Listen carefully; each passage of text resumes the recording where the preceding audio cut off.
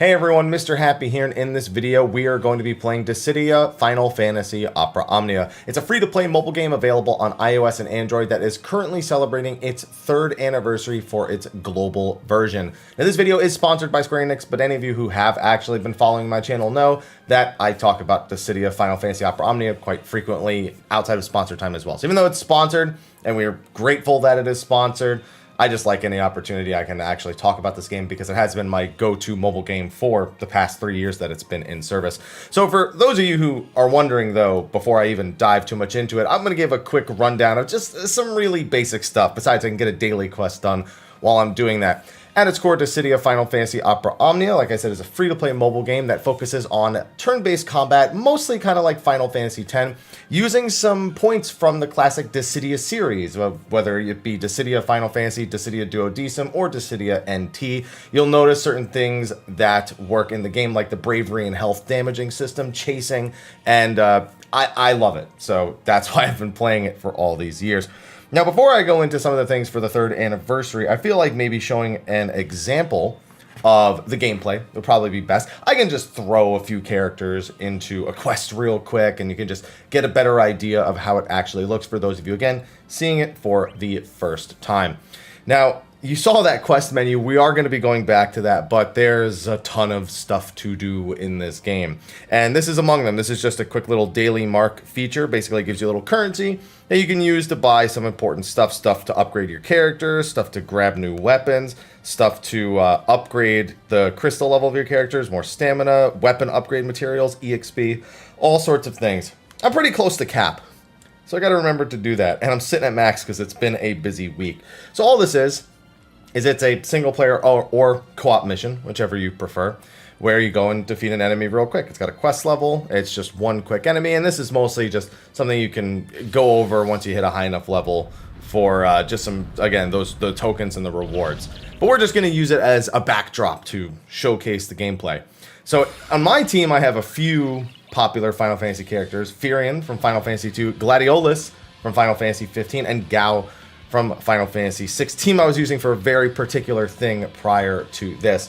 Now, at the bottom left, you can see HP values, bravery values, what turn it is, and the actual turn order, which can change dynamically based on the way that combat actually plays a part. A break bonus is shown at the top, and then all of my attacks for that character are shown on the right-hand side. How many uses they have left, whether or not they are enhanced, which is something I definitely should have done because your bloom is not active, my good sir. So, basically, you pick one of these actions, you hit the enemy, and you'll see that when I do, for example, a bravery attack, that value over the enemy's Happy 3rd anniversary! Yes, even he's celebrating and wore his golden tux in his crown.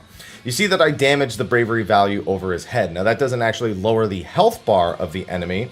In order to damage the health bar, I'll need to use an attack that deals HP damage, which you'll see right there. So the idea is, bravery is basically your offense and your defense.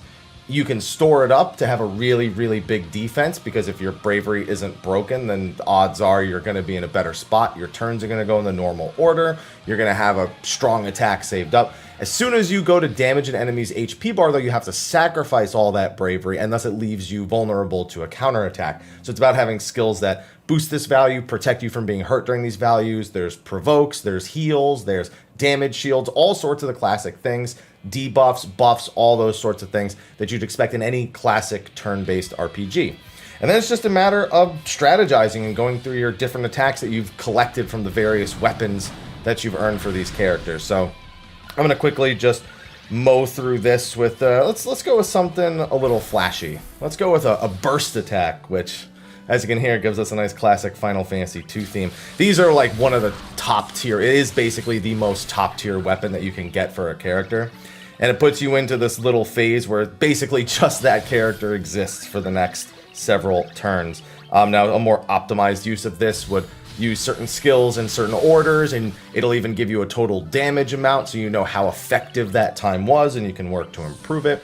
But we're just going to use it to make quick work of this enemy so we don't have to go through any other various turns, and just to showcase the variety of attacks that Firion actually has. A burst, of course, ends with one big final attack, So you can almost think of it like their official limit break, in a sense, even if it's not necessarily the only skill you'd associate with a limit break for a character in Final Fantasy. It ends, we get the total HP damage, and if we win, we win. We even get a little bit of a change to the victory theme here at the end. We'll collect our loot, our EXP, and we can move on to another activity in the game. There you go. Now, I'm a huge Final Fantasy X fan. It's one of the main reasons why I love Dissidia Opera Omnia, is that it has that classic turn-based style with the Dissidia elements mixed in, excuse me, with the bravery and the HP. And it really focuses on that. That's the core of the game. When you're grinding out enemies like you would in any other classic RPG, events, anything of the sort, you're going to be getting that exact same gameplay experience. Now, that is an overview for those of you who are seeing the game for the first time. But there is a whole lot of other things to talk about, both things that are things that might be interesting you before even considering what's changed in the last year from the 2nd and the 3rd anniversary to just, there's so many things. Even throughout a pandemic, they have managed to keep getting upgrades into the game and making sure that there is content constantly rolling, and something that those of us who play it are appreciative of. Now on this quest screen, you can see a vast majority of the activities because there is a fully fledged story taking place inside of this game, one that runs parallel to the events of the other Dissidia Final Fantasy games and explains a little bit more of the lore and the world that they're actually in here. Now currently we're on the end of Act 2 of the story, and Act 3 is already out in Japan and will hopefully be starting sometime later in 2021. But there's tons of story quests to go through, all of which will give you rewards, new characters, weapons, upgrade materials, and my favorite thing about it, all of these activities don't have a stamina system. All the ones I've told you about so far at the very least. You can play through this story. You could sit there for 20 hours the day you download it. Play, next mission, next mission, next mission. And if you want to do the missions on hard mode, you can actually get double the rewards for a single clear, and they'll let you start on hard mode, which is a change that they have had. You used to have to play through normal, then play through hard. If you're confident you can beat it on hard, you can beat it on hard. It'll give you all the rewards for both difficulties all at once, which lets you catch up on some of the activities that you may have missed since you've been gone. Now, we can't get too much into that. I don't want to provide any spoilers. Just know that it is going to be a lot of time. If you're looking into the story and how it evolves, that is already going to eat up dozens of hours of your time on its own. But at the bottom, you can also see there's a ton of activities. Now, if you haven't played this game in a while, some of this may look familiar, some of this may not. I already showed you the hunt system. There's elite hunts that you can earn weekly as well, whenever there's special events, like the anniversary. You saw sometimes the rewards or the enemies themselves actually change. Now for events are things that come and go for the most part, limited time events and permanent events. They include new character unlocks, weapons for those characters, abilities to upgrade existing characters, earn rewards. There are so many things. And again, none of this requires any stamina. You can spam this stuff as much as you want until you get the rewards that you need. There's also the ability to farm out a bunch of crystals, which are again used for upgrading your characters, and some really basic Mog's Gym stuff that will get you started and teach you some of the basics of the game. So I can't go into the details, every detail of every event here. It would just take too long. They just keep scaling up in difficulty. Even if you're a brand new player, some of the most basic versions of these quests will have something for you to do once you unlock them. Level 10, 20, 30, 40, and 50 quests, which you should be able to blast through even as a brand new player. And then they'll get into more difficult stuff. Endgame with the Cosmos, the Chaos, and of course, the released in the last year in the global version, Lefenia, which are the ultimate of ultimate challenges, which ask you to use very specific strategies to beat bosses in very long-winded battles. They are for the hardcore RPG super boss aficionados who just want a super boss every week. That's basically what Lefenia is trying to bring to you as an RPG experience. And you can see we've got Guy, we've got Caius. There's all sorts of characters and whatnot that get introduced through these events. Now, if you've missed an event from the past, that's what Lost Chapters are for. These are for characters that you've missed and their story arcs. And we have the ongoing Lost Chapter for Caius, which I have not gotten around to just yet. So you can see all these characters that whenever you want to go through their Lost Chapters, whether to get rewards to unlock the characters, get a basic weapon for that character, all of this is waiting for you pretty much right away. Some of them have continuity with the story. Some of them would actually ask that you maybe beat a story quest before doing them so you understand the continuity of the events. But all of this, again, no stamina. can just sit there and work on this all day. And let me tell you, I've got a lot that's not done yet because I haven't kept up with it all. And there is still so much more for me to do. And if I've been playing and I still have a lot to do, you've got a lot to do. Now, World of Illusion, up to this point, I've made mention of a stamina system not really being present. This location is one of the few locations that does have a stamina system. And this is used to farm up summons, make them stronger, level them up so that you can bring them into battle with you. It can also be used to enhance characters in a variety of ways. There's what's known as summon boards, which allow you to beat a higher difficulty version of the boss repeatedly in order to actually earn points that let you enhance your character's properties. You can farm that for every character, and not only that, but when you're upgrading these character boards, it will actually give you tons of rewards. See the 202,000 gems at the top of the screen? That is a currency we will be talking about briefly. I've earned a lot of that just through these summoned boards and the other quests that you've seen. Very, very generous with the rewards to make sure you've got plenty of resources to get any of the items that you're interested in, or that you can save up for ones that are coming in the future.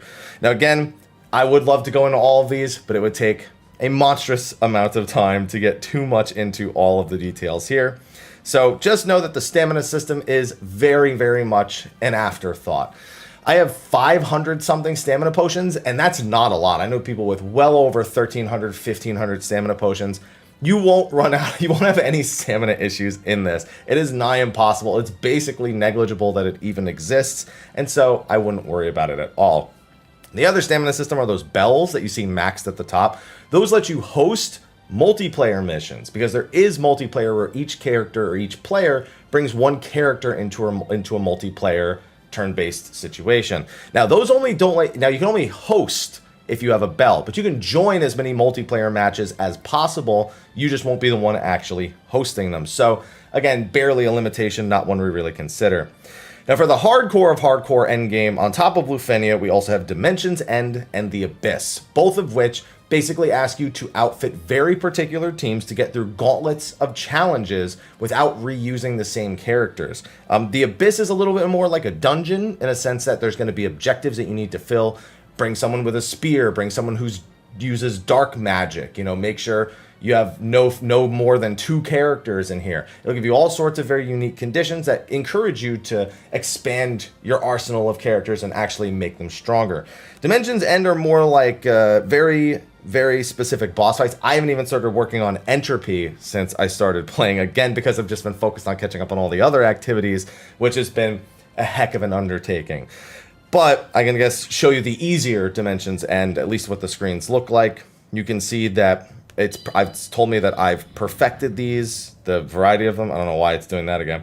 But you can see I use those 3 characters for that one character for that one, those 3, those 3, those 3, and then you can't reuse those characters. So the more characters you have, the easier it is for you to get through. And then, of course, as you're getting through, you're going to earn all sorts of rewards as well. Whew! There's a lot of stuff. Dimensions End Entropy is another one of those things over the past year that's constantly evolved. And another challenge that recently came out, another board to grind, is the Divine Summon boards. Right now, for a limited time, excuse me, recovering from a lack of sleep, so I apologize for that. The World of Illusions Divine Diablos. These are divine summons. They come with new rule sets, new attacks. They're stronger. And they have more character progression to farm out. So it takes a remix on something that was already there and adds another sense of progression to it. Now, I've constantly been mentioning this is no stamina system, this progresses the character, that progresses the character. But I'm sure a lot of people are wondering, it is a free-to-play game, but it can't be always free-to-play. I'm sure it's the question everyone's asking. Oh, it's a mobile game. Where's the catch? Where's the catch? Come on. I've been playing this game for 3 years. I'm playing mobile games for a long time. I know what anyone watching a sponsored video for a mobile game is thinking. Is it free-to-play friendly? That is the number one thing. Because yes, Dissidia Final Fantasy Opera Omnia does indeed have in-app purchases, where you can purchase things like skins for characters, weapon crates to get more enhancement materials. But it's a very, very free-to-play friendly game because of the sheer amount of rewards from all of this spammable, or one-time at least achievable content, the frequency of the events that I never even look at those things. I barely even remember they exist most of the time, because when I can grind out 202,000 gems and I can grind out a bunch of free draws from the ticket system that they have, I never even have to think about it. So let's actually go into the draws and shops menu so we can not only do some of our free draws that we have sitting there waiting for us, which actually I think I forgot to grab one. I might have forgotten to grab one real quick for the anniversary, because for the anniversary, you get a free multi-draw with every login until it ends. Oh, and I got to clear that one time. Now that's maxed out. We got all these daily quests, event quests, raid quests, player quests, panel missions where you can fulfill certain objectives to get even more stuff. I see upgrade stuff for weapons, 500 gems chilling right there, armor tokens, 3rd anniversary tokens. I got to get that done. That is very important. You got kill usable items to make the grinding even less. I can't even talk about it enough, because it genuinely blows my mind how much free stuff is in this game on the regular, and even not just for an anniversary. But as you can see, this is where you will be using those hard-earned gems that I have on the top right of the screen. You pull for character weapons in this game. One character can have multiple weapons of different tiers. Generally, the community breaks those up into 15 CP, 35 CP, EX weapons, EX Plus, which is an upgraded EX weapon. Then you have LD weapons and burst weapons. And all of those are usually obtainable through either grinding certain contents. A lot of them are given out very basically just for doing character events now, or earned or gotten from these banners. So it'll tell you, what are the highlighted weapons? What are you more likely to get on this? As you can see, there's a free single daily draw, as well as this free multi-draw, and a free draw that I haven't done yet. It's crazy. And this is before I even talk about things like a pity system. Now, because I think that it's very free-to-play friendly, you might be wondering, there's got to be some degree of a catch. Obviously, it is luck-based. You are hoping that you get the item that you want. So if you're just starting out and you don't have a lot of resources, it can seem a little daunting at first. But not so much so once you actually start seeing how quickly the rewards roll in, that you probably won't have much of an issue getting yourself through 1 or 2 draws and then blitzing through a ton of the content that the game actually has. The one thing, my favorite thing to actually do, there's a ton of character growth based on grinding in this game. You don't need to spend any money to do that. I've already been mentioning it the whole time. Spam this, spam that, grind this, grind that. Make your character stronger with it. That's all going to come from just playing the game. One of the only things that I ever like to recommend, my favorite thing that the game actually has, is actually the Mog Pass. It's a monthly pass that you can purchase that actually the first time is free. Where is it? This on the right hand side, where it not only gives you some gems that you can spend, but it also increases the likelihood of you getting certain passives from artifacts, which is another thing that you can grind out. Increases the limit on enhancement points earned during events, as well as enhancement points from summon boards, wild points, and illusion points. All sorts of things, again, that you can grind to make your character stronger. There's a very, very affordable $4.99 version, and then there is a more expensive one for the hardcore who spend as many hours on this game as I tend to spend on a vast majority of the games that I actually play. I have that basic pass, and let me tell you, that's the one thing that I look at and go, I will get that every month, every time. It is so useful. Now let's do some draws. Might as well throw some draws, some excitement. Maybe I get something crazy in this video. So right now, I need the Ramza Burst. That is his ultimate weapon. I have his LD, his EX, his 15 CP, and his 35 CP. Guy, I'm not super interested in the Guy weapon, but it's a free draw. The first draw is free, so you know what? Let's see if we can make this a really, really interesting YouTube clip. So this is a free draw. That means I get a total of 11 weapons that I can possibly get. All I gotta do is press the button. It'll start with the bronzes. 1, 2, 3. I could skip all this, but I won't. 4, 5, 6, 7. Now we're in the 4-star. 8. Oh, the rest are all 5 stars or higher. Okay, I didn't get quite the things that I wanted. That's a-okay. That is a freebie. I did, however, recruit her. I was missing her. That's another character I can level up and get upgrades for and things along those lines. We also have the Caius draw. Let's see if my luck continues. Oh, okay, so this, I don't remember. So they've changed it since I played last time. It used to be that this didn't really have much of an impact on this screen. I think it means that you have a guaranteed EX minimum. somewhere in there. It's the rules have changed, so maybe I should just let the thing go and see if I see an EX weapon first.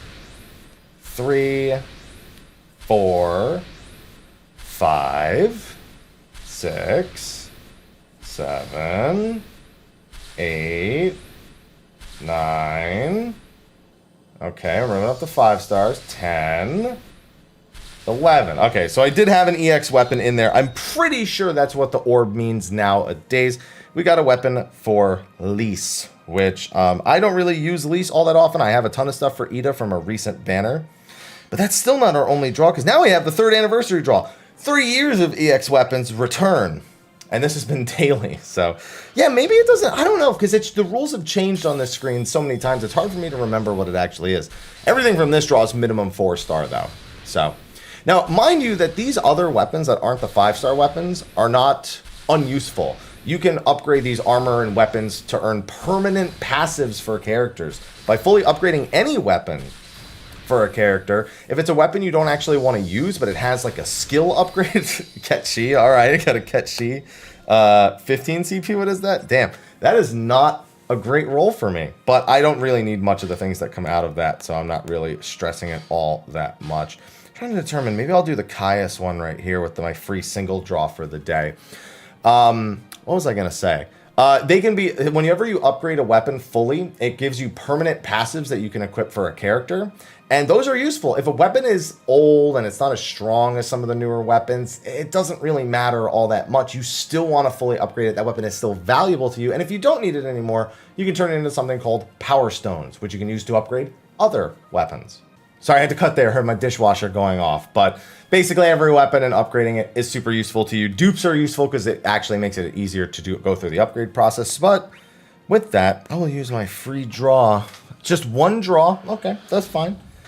Could still be something I really want. Nope. All right, something real basic. So that's all the free stuff just from all the anniversary stuff, from the limited time stuff. That's crazy enough. But on top of not only the gems that I have, which I've managed to amass a bunch of, we have draw tickets. Draw tickets are basically one-off draws like you just saw that I can go through at my own leisure, earn again from various content. And honestly, this is the majority of the draws that I do are through these tickets, because you get so many of them from summon boards, illusion boards, events, currencies that you earn from events.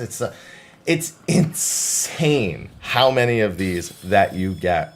And that's why I like to focus on the Mog Pass more whenever I think about something that I would and do actually spend money on, because being able to grind those events and earn these tickets and earn the gems, for me, that is the most valuable thing. I like to go through these generally until I, maybe get a 5-star if I'm looking for something from the banner itself. You can get a 3 or 4 or 5. I've gotten plenty of burst weapons off these. There you go. Look, see, maybe it'll be something that I really need. Okay, it's not. I was really hoping we'd get a burst weapon in the middle of the video, because I really do want Ramses' burst. But I've got a lot of tickets to go through. I could always throw some of my gems at it. We'll see what I end up having to do. Now, if you don't get what you want, after a certain number of times, you can just straight up get the weapon that you want if you spend enough of your resources. They really want me to play Elise, don't they? That's what's called a pity system. So when you spend gems on a banner, which I can do one time, I don't really mind spending the gems just to do it. Just to make the example. I guess I could have just used the multi-draw. I did have that multi-draw, but you know what? Maybe I'll get something nice out of this. Every time you do a 10+1 draw, you earn currency that lets you, after you earn enough of it, just buy one of the items that's featured on the banner. So people use that to automatically gain things like burst weapons, LDs, or EXs, or things along those lines, if they're looking for one particular weapon, and they know, like, if I just pull off this banner enough, I will get the thing that I want. And so you can see I'm at 40 tokens from that. I got Caius now. It wasn't too bad. At least it was a 3 out of 11 draw.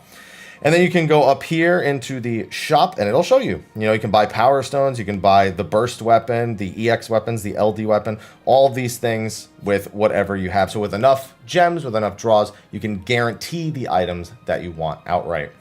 So I know that was going to be a big question, and trust me, there are a million and one more things that I could show you about this game. But honestly, just some of the big things that have changed over the past year has been making sure there's a constant upgrade to the story, making sure that they go advance further with the weapons. Burst weapons were introduced about midway through the year. We have them for characters like Cloud, Squall, as you can see, Ramza right now. You saw Furians earlier in this video, and those are pretty cool. I have the Arden burst as well, and there's even a pity on the if you accidentally roll too many burst weapons, you can just buy a burst weapon outright from that as well.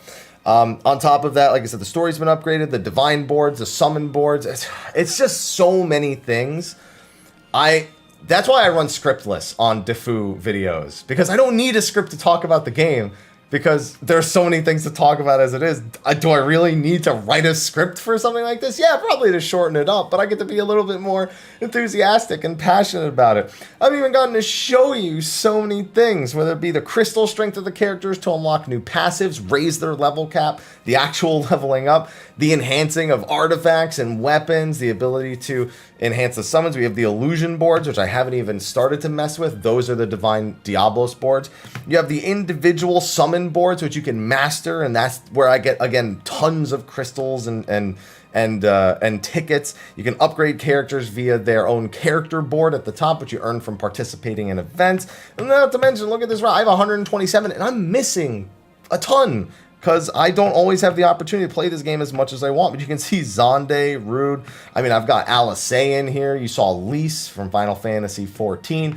You got Yuffie in there. Some of the villains like Kefka and Kuja. You got Sid from Final Fantasy VII. You got Shadow, Vivi. And not to mention, they pay so much respect to the global version that the global version has actually gotten weapons that release in the global version before Japan, which is, the version that's actually ahead, gets them. Balthier, the main man from Final Fantasy XII, the lead man, as he'd like to say it, he just got a weapon that released in the global version that isn't available in Japan yet. Vivi had gotten one of those as well in the previous year. And they pay so much respect to the global audience for this game that I can't help but want to support it. I love making this video. I'm glad I've been able to make this video now for 3 years, where I get to share with you my passion about a game that I might be doing a sponsored video for, but I hope you can tell that I'm genuinely enjoying this game, and that when I have time to play it, I love to pour my time into it.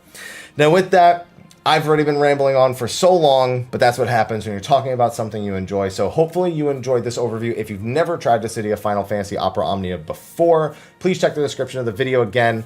Square Enix sponsored this video, and if you click that link, download it, try it out on iOS or Android, you are supporting the channel, and hopefully you like it as much as I do.